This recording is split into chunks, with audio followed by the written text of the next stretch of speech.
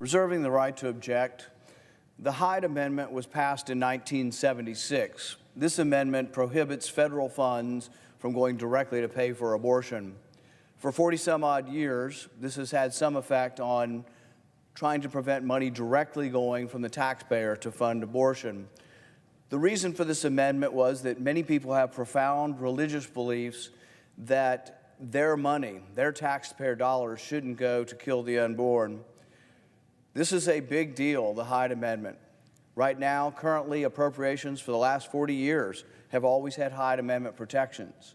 But now we discover, under duress, the Small Business Administration admits that $100 million has been given to Planned Parenthood without Hyde protections.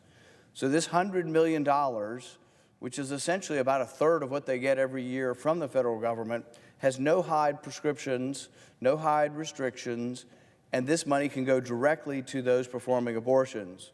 So the abortionist that does thousands of abortions each year is getting money directly from the federal government to pay his or her salary.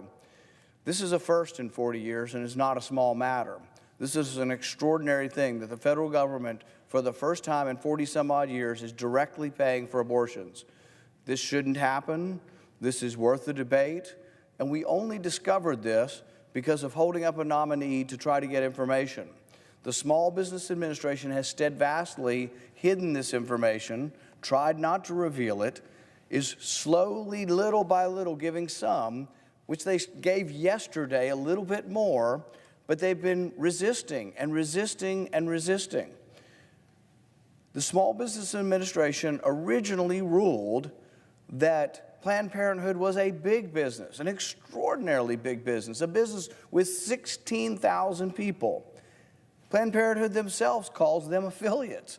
They count their income all together. They pool their income and put out documents saying, this is how much we have all together. 38 of these Planned Parenthoods were sent a notice saying, you have illegally obtained this money. You are not a small business and you should return it. Supposedly, these entities then protested and appealed the process. The Small Business Administration, after months and months and months, still refuses to reveal the appeals process or what the complaints were.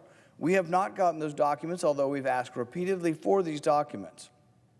This nomination does directly have to do with this, because whoever's in charge of PPP, you would want someone to be an honest broker who says, by golly, this looks suspicious. How come this information is not being revealed to Congress? How come Congress is not allowed to see this? Now, the Small Business Administration will say it's confidential.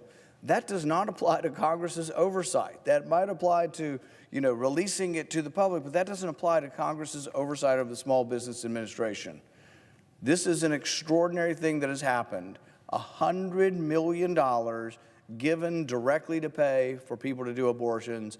It's outside the scope and contrary to the scope of the Hyde Amendment, and it's something worth having a significant and prolonged and protracted battle until all the documents are revealed. Madam President, I object.